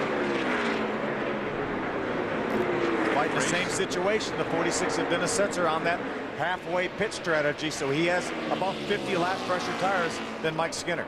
Race for third between short track ace Dennis Setzer and Mike Skinner. Skinner holding the third spot, but out in front is Carl Edwards trying to hold off the 15 of Shane Meal, and he continues to put distance between himself and second place Shane Meal. With just 12 laps remaining, we'll be right back for the conclusion of the O'Reilly 200. And it doesn't look like we're going to steal away yet. And I hope this stuff is crazy. Dennis Setzer drove up on the rear bumper of Mike Skinner that hasn't been able to quite make the pass. His truck is not as good as the 99 of Carl Edwards and the 15 of Shane Meal. They were able to get by Mike Skinner and drive away. There you see the gap right there. That is about 9/10 of a second right now. Carl Edwards has over Shane Meal. And there's the battle for third. Skinner still holding up Setzer. We feel like that if Setzer could get around Skinner, he would drive away. But Mike's doing a nice job of holding the bottom of the racetrack. And Dennis isn't going to run over Mike just to grab that position. We've seen Dennis before. He's going to race him as clean as anybody on the track. And Mike's, whoa. As soon as what you did you say, Michael? I wish I would just be quiet sometimes. Dennis Setzer getting into the back of Mike Skinner, but Skinner able to use it almost to catapult him out about 2 truck lengths in front of him. Well, after he straightened it out, but being sideways, he drove away from him a truck length or so. I think it scared Dennis so bad he just went off and said, I'm going to watch this crash, and then Mike saved the truck and was able to drive away. But Dennis is right back on him. A great run for Rick Crawford. He fought the battle all night long. Got a new crew chief this week, and that truck's running well tonight. Sure is. Great job. Todd Myers came aboard. There, look. Carl Edwards lapping the 63 truck of Chris Wimmer. But great job by Todd Myers and the entire Circle Bar team. Got Rick right now in the top 5 spot. Still a great race for third. Mike Skinner holding off Dennis Setzer, but Setzer has closed the gap again. And with just 6 laps to go, you would think Dennis Setzer is going to try to make a move pretty quick. Dennis Setzer's got a couple top 5s here at Bristol. He finished 5th last year, 5th back in 1999.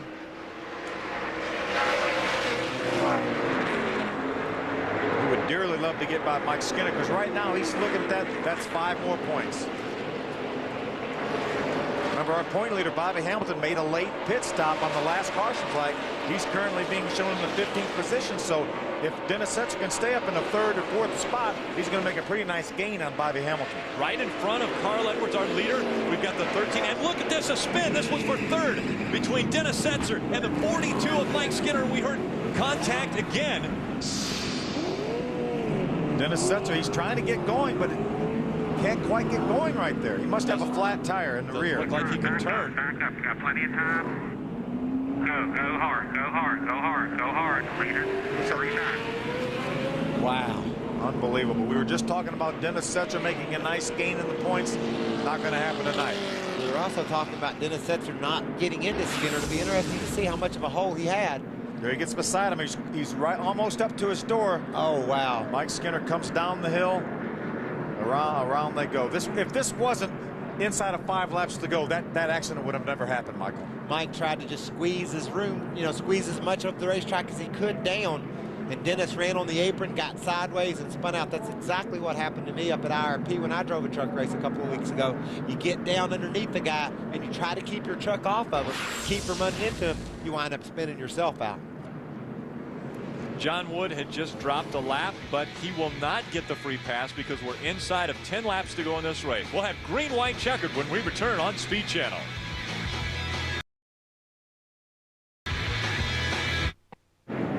Welcome back to the O'Reilly 200 presented by Vavoline Max Life. Caution is again out for the spin by Dennis Setzer and Mike Skinner.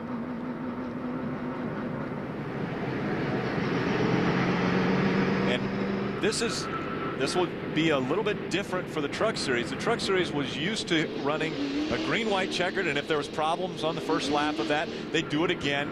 But now NASCAR has put in the new rule that you do it one time, and so there'll be one attempt at a green, white, checkered finish for the Truck Series. And there's a lot of these trucks running around, Rick, that are wounded.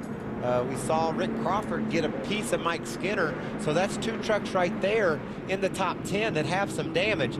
Be interesting to see how this green, white checker plays out with guys running around with some sheet metal damage and maybe even some suspension damage as well.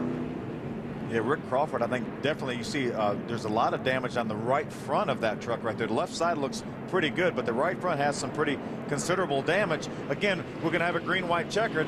He's got Matt Kraft in the 6th truck and 4th right behind him. So we will have a single file restart.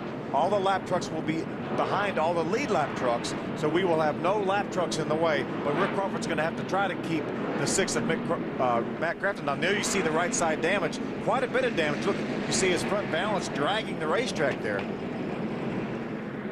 No downforce there for sure. He's going to probably push. Looks like a right front tire. He's got a flat right front tire right there. You see the tire, flat right front tire there, running in 3rd spot. Yeah, he probably will stay on the racetrack, but he's going to be in serious trouble. Yeah, that won't work at all. That could cause an accident too if they go back green with him on a flat tire, trying to preserve a 3rd place finish. At least to him, anyway. It'll be a little bit squirrely when you get down in there, but just hang on to it. You're only going to have 2 laps. It's going to be a lot squirrely when he gets down in there. Tires down on the fender's belt. Tires on the fender's going to cut. The fender's going to cut the tire. And out in front, it is Carl Edwards looking to claim his 3rd win this season, and currently standing by with his crew chief, Ray Dunlap. Yeah, guys, don't forget that these guys came from the back to the front. What do you got? What do you say to Carl here? We got one chance at green, white, checkered. Well, I don't think you really got to say anything to Carl. He knows what he's got to do. He's where he needs to be. When he's out front, he's pretty tough to beat. I just think, these guys, they've dug so hard. We had one of our worst finishes last week at Nashville. Come back and be able to be as strong at Bristol just shows how tough this Super Chips team is. Can you hold your breath for 3 laps? Oh, my God. My stomach is so upset right now. It's been turning since I walked into this place. And Carl Edwards said the same thing, guys. He said on the radio, I think I'm going to puke, so hopefully he can hold it for 3 more laps. Michael, you and Phil both mentioned at the beginning of the race how big it is to win at Bristol, and to do it in the same year that he won Daytona would be amazing. And this is just him trying to pass the time. He's trying to keep his mind off of what he's up against here, messing around with the pace truck a little bit. Dennis Setzer brings his truck to pit road. I think it's a mistake by the 14 truck not to come to pit road. That tire is flat. That will not work. Ray, you ought to go down there and tell them we saw it on TV. It's flat. Most of these teams monitor our broadcast, so they should be able to see the same thing that we're seeing, that right front tire is flat. What if, Skinner to pit road. He took some damage in the crash. That's who Crawford hit, Skinner, and Skinner's brought his Toyota Tundra to the backstretch pit. He gave up a 7th position to bring that truck onto pit road. We've only had 3 different leaders at this race. Mike Skinner, Shane Meal, and now the 99 of Carl Edwards. Green-white checkered for the NASCAR Craftsman Truck Series. Watch this 14 truck. You see him go all the way up to the wall. He's able to hold on to it. He's going to lose a number of positions. But meanwhile, up front, the battle for the top spot. The white flag flies. Carl Edwards in front of Shane Meal. Meal closing the gap as they go to 1 and 2. Will we see a little bump and run here, Michael? I'm thinking that's what's going to happen next. They race down into turn 3. If Shane can get close enough, will he bump him? Not going to get there. Not going to happen. Carl Edwards will win the O'Reilly 200 at Bristol Motor Speedway. We won at Bristol! We won at Bristol! Yeah! Think that means anything to Carl Edwards? I told you, race car drivers like to win when the track's tough and the competition's all over you. You're able to walk around saying, we beat the toughest track on the circuit. And Carl Edwards had to do it the hardest way. He gets 1 lap of qualifying, spins, they change the tires, they go all the way to the back, have to work their way back up to the front, and they win this race. Cowboy and those guys down in the pit called the right race. They pitted it halfway, had fresher tires, had a fast truck, was able to get it to the front. Ray, what's Cowboy think? Hey, tell me, which was better, a win at Daytona or Bristol? I don't know, man. Right now, this one is one of the toughest places to ever get a win at. Daytona, you know, it takes the whole team. You know, preparation, you work months and months for it. That feels good. But, man, at Bristol, man, this is unbelievable. And that kid right there can drive. And here comes a backflip, guys. Make sure you watch Carl here. Onto the back of the truck. And I believe Jack Roush made a comment earlier, let's not do this on pavement. But he did it anyway. On banked pavement. On high-banked pavement. Carl Edwards claiming his 3rd win of the season. He wins at Daytona, he wins at his home track of Kansas, and now he wins at the historic Bristol Motor Speedway.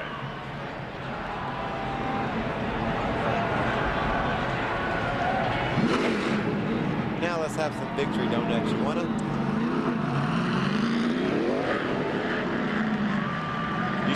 He's trying to break rear wheels free.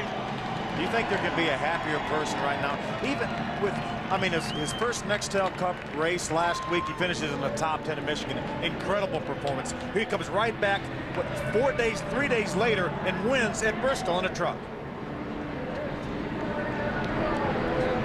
This kid's living a dream. Ever since he got down in that truck at Jack Roush's a year or so ago, he's been on fire and took the express lane to Nextel Cup racing. Went right around the Busch Series. Raced in his first event last week, like you said, at Michigan, got a top 10, and then 3 or 4 days later, here he is at Victory Lane. Wendy, Shane overcame a lot of adversities to climb his way into a 2nd place finish.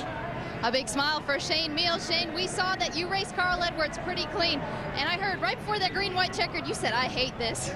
Yeah, I lost one green-white checkered about a month ago, and lost a good friend in racing, Bobby Hamilton, because I'm sure he's still pissed. But, man, my guys are awesome. We come from 30th or 25th to 2nd. I could have hit Carl to win, but I'm not going to do that. I want to take this truck to Richmond because I'm not a good driver at Bristol, but this thing can win Richmond. What did you say to your team? You had to work your way back from 21st after a loose lug nut. What did I say? I said, we'll get them next time. Now, my guys, they work hard, man. We work 6 days a week, 10 hours a day, and they don't have time to practice pit stops and all, but they do a great job, and I appreciate all that. That's Base Motorsports come and helped us this week, and they did a great job. Good job, Carl Edwards. All right, Shane Meal, his best finish of the season. Rick? That ties his best finish. He had a 2nd in Memphis this year as well, and so Shane Meal, pretty impressive performance this year. He was sure to point that out to Wendy, too. Tied, I've done that twice. Thank you very much. You don't want to forget those. When you had your career best, you don't want to forget them.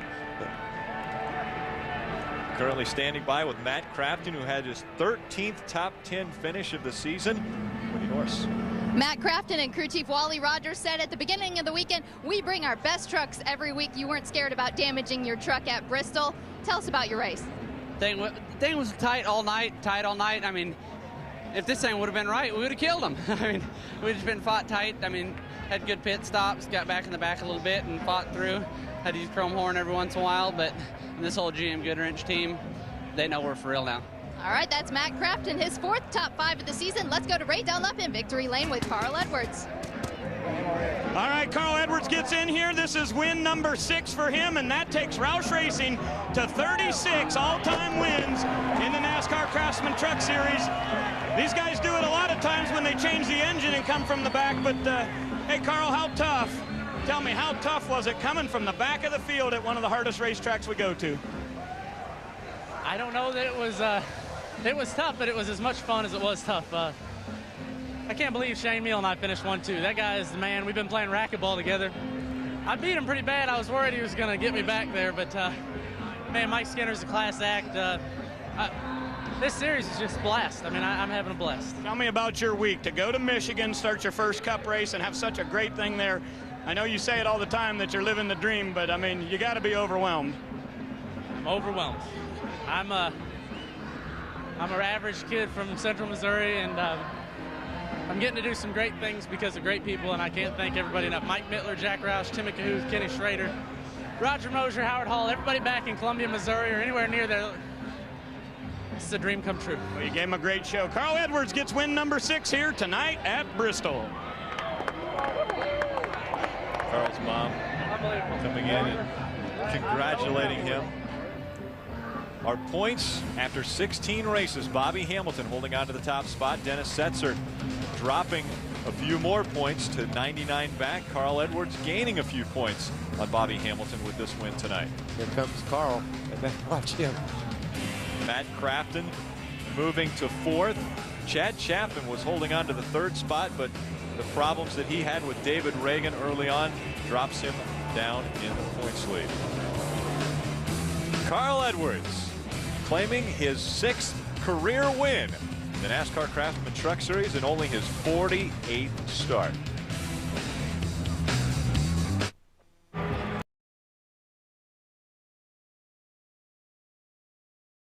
Speed Channel's coverage of the NASCAR Craftsman Truck Series post-race show is presented by Craftsman.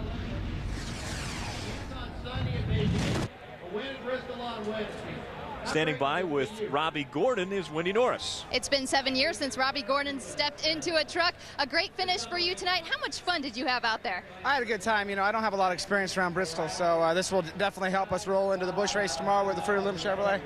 Really happy to drive the Morgan Dollar Chevrolet. Just had a blast tonight. Good finish for us.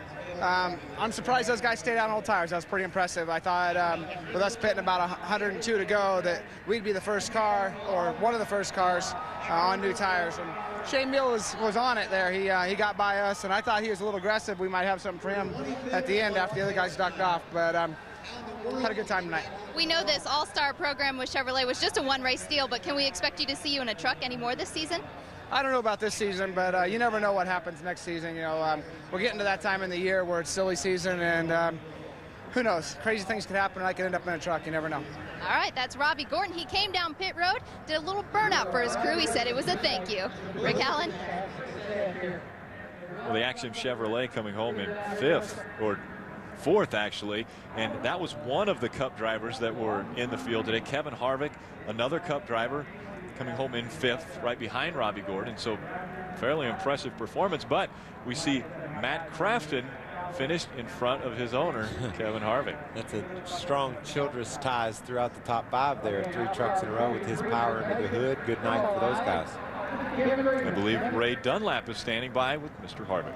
Well, you're right, Rick. And at the top of the show, you told me you had 2 reasons why you came here tonight. You want to elaborate on what the other one was? Well, it was to make sure that the 6 truck had good points tonight, but I just really screwed it up. I didn't come down pit road when the pit road was open, and I didn't see the flag and didn't turn down. But good night for the GM Goodwrench Silverado, and just made a mistake and should have been in front of those guys and just didn't pit. But my fault, and chalk it up as a driver mistake. What about the 6 truck now? Were you out on the track with him enough to watch him do anything that you can help him improve?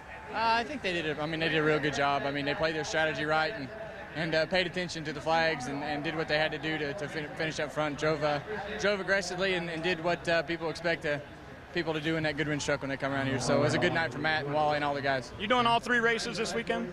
Oh yeah, we're going to do in the Reese Chevrolet tomorrow night or tomorrow and then Friday night and then GM Goodwin Chevrolet. So we're ready. Okay, go win a couple of those. Wendy, who you have? I have Chad Chaffin, a big hit in the points race tonight for Chad. Chad, you got involved with Dave and Reagan. When do you start thinking about points? We're only 10 races to go. Well, I mean, all you can do is race as hard as you can. There's a lot of races to go. We've made up a lot of ground lately, but lost quite a bit tonight. That's just part of it. Dickey's Dodge was a little bit off tonight, and I think the 62 got into 67, and it just got pretty wild there with about 50 to go. I got shoved up into Ted and knocked him into the wall, and he's a good friend of mine, so, you know, a lot of stuff. Other people can drive your car about as good as you can out here, you know, so that's just the way it goes. This truck you were running tonight is a winning truck. It's the one you won with at Dover. Were you planning on taking it to Richmond? No, we're going to take something else to Richmond. This is really our dedicated backup, but because the frame's different, we wanted to take it here like we did Dover. It's something about the travel in the truck, and so we thought it'd be good here, but we've got other trucks ready to go. All right, Chad Chaffin, fairly confident he'll make up points by the end of the season. Rick? The last 10 races, Chaffin and Crafton had 8 of the top 10, or 8 of the 10 races in the top 10, as well as Hamilton. Now Crafton, the only one that continues that streak tonight as he finishes a career best 3rd. The crowd filtering out of Bristol Motor Speedway. So we will be back to conclude tonight's show after this.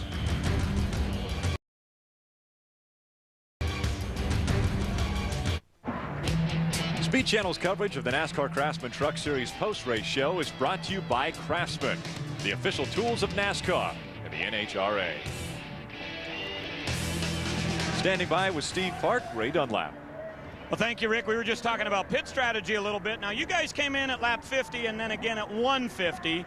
The guy who won the race pitted just one time at halfway. Have you rethought your strategy? Well, we were hoping just to make the one pit stop, but the Orleans Dodge was a little bit too tight, and you know, we started fading back right in the middle part of the race, and we decided that we'd come in late and gamble and go for tires and try to move our way back up. And fortunately, we were able to get back up into ninth and put that Dodge back up in the front where it needed to be. And it was a heck of a race. I mean, those last 50 laps, I mean, anybody that was watching the Craftsman truck race that went to sleep in the last 50 laps missed a heck of a race on TV. I would agree with that for sure. Now, let's talk to the former driver of the 62. Now, tell me about what you learned tonight watching this race at Bristol, because you got to come back here Saturday night and give her 500 tries.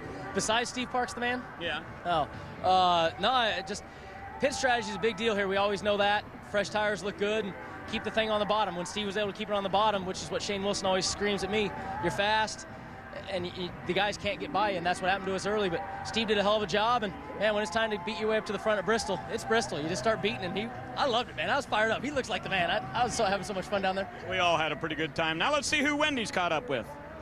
Well, Dennis Setzer and I were just talking about points, and he said it was a bad day because he lost points. But the good news is, Dennis, you were 85 points going behind Bobby Hamilton going into this race.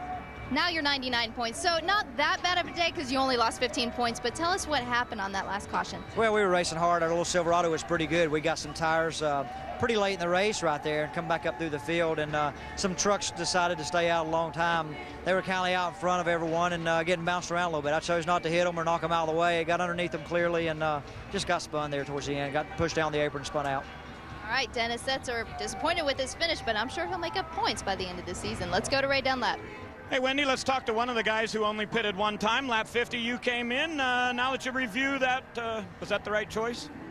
Well, I tell you what, Dave McCarty and the guys, they gave me a good truck. We had a good truck at the start of the race, and we thought we were going to make 2 pit stops, just so it worked out. We only made 1, and I tell you what, about 50 to go, I was fighting that thing, and the guys were getting pretty happy behind me. They had new tires on, and my Silverado just wouldn't stick on the bottom in the center of the corners, and they were beating on me a little bit, but I think we finished 7th. Not a bad finish for some wore out tires, but we did the best we could do, and we'll just go to Richmond. Last couple of weeks, has that been a good confidence booster for you and this team? No doubt about it. We had a good truck today. You know, I just wish we'd have had some fresh tires right there at the end. But heck of a race, you know. We come on with the top 10. But, yeah, we got a lot of momentum, Ray, and look forward to getting to Richmond and see if we can put the Spears Chevrolet Silverado back in victory lane where it belongs. Okay, congratulations on a good night. David Starr pitted at lap 50, and he ends up 7th. Wendy?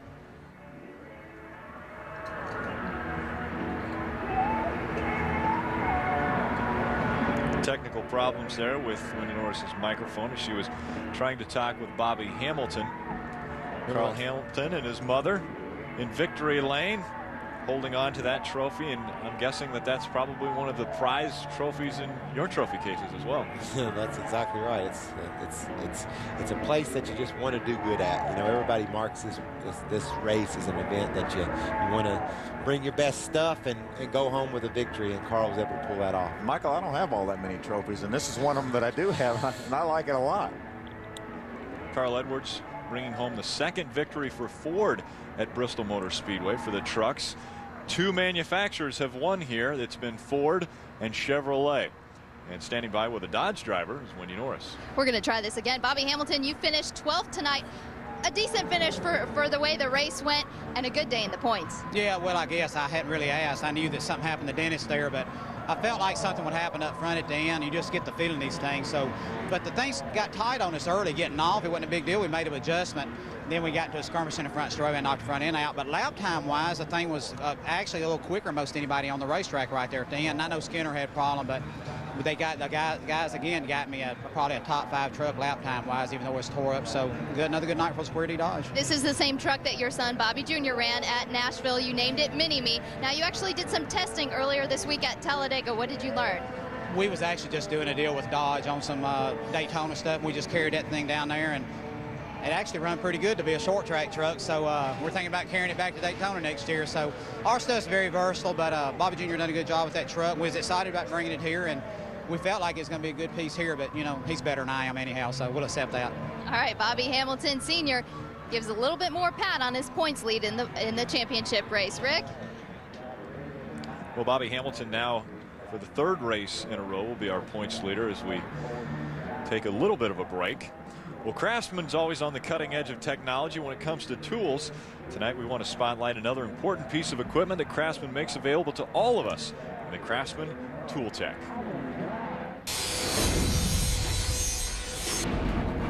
Most working race shops have a 200-gallon air compressor, but you don't need that at home.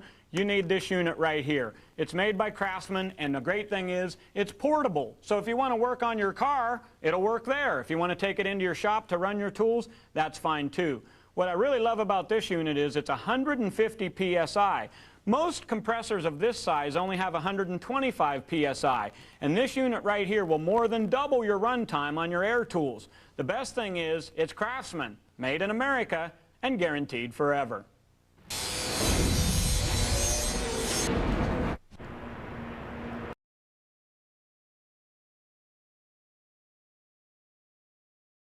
Welcome back to the O'Reilly 200, presented by Vavoline Max Life. The continuing research and development of Toyota in the NASCAR Craftsman Truck Series has been exciting to watch. Let's take a closer look in this week's Toyota Spotlight. Standing by with Johnny Benson's Wendy Norris. Johnny Benson comes home 14th today. We had fun listening to you out on the track. So what do you think, the booth or on the racetrack? What do you prefer? Well, I like it when you can get away with doing both. That ain't too bad, is it? But no, we had a good time. Just we were off a little bit tonight, just slipping and sliding. I mean, actually, when I saw the board, it was 14th. I think it's going to end up 13th, depending on what they do with Skinner there. But I was surprised to finish that good. I figured it was about 25th. But guys are working hard. We just miss it. We're good in practice. I really felt good about the race, and we got in the race and just slipped and slid most of the night. So used up our tires pretty quick and had to run 105 laps on that last set. But ended up where we ended up. How was traffic for a typical night at Bristol? Was it easy night for you? No, it was pretty tough. I mean, there was probably about 2 trucks might not have been doing minimum speed, so it was at times it got pretty iffy. But it made it exciting for the fans. I mean, that always, when you get 3 wide here at Bristol, it always makes it real exciting. So it was a great night. I mean, hopefully the fans saw a good race. I never saw the leaders, so I don't know how that ended up. But it was fun talking to Mikey. That was a good time, and Schrader. So maybe we can do it again. That'd be cool. Now tell our Johnny Benson fans at home your plans for the rest of the season. Well, right now I'm going to drive Bill Davis, number 23, the Toyota Tundra.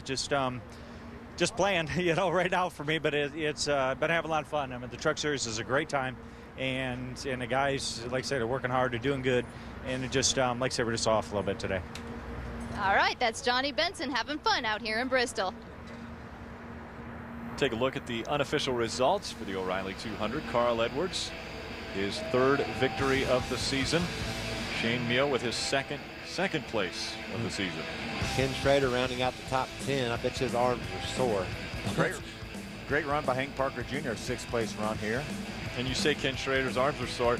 We found out early on Ken Schrader had no power steering almost from the beginning of this race. Said he had to hunt holes all night long trying to find somewhere to run in that truck where we wouldn't be in too much traffic. You can see they got Skinner posted 13th there. He came out of the pits directly onto the racetrack for the green-white checkered. We talked about him going to pit road. He pulled onto the track. NASCAR might relegate him back down the finishing order somewhat. Chase Montgomery leads off the next page here in 21st position. Paul White getting a finish there. Tough night for Ted Musgrave. Jack Sprague, again, problems with the number 16 truck. Chad Chapin getting caught up with David Reagan. Knocked both of those trucks out of the race. Brandon Went spun around. You saw heavy contact from Randy LaJoy. Deborah Renshaw got in that as well.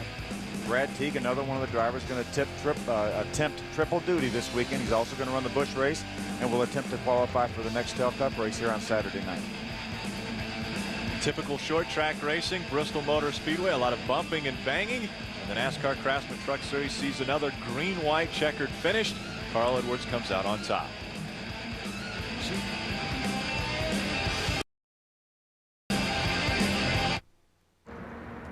Welcome back to the O'Reilly 200 presented by Vavoline Max Life. We're at the world's fastest half mile. Carl Edwards continuing the hat dance and taking pictures with sponsors and friends. And with this win, he moves back up into the top 3 in the point standings. Bobby Hamilton up top. Dennis Setzer 99 points out of the top position. What looked like a great points day for Dennis Setzer, riding along there in the 4th position. Inside of 10 laps to go, I think.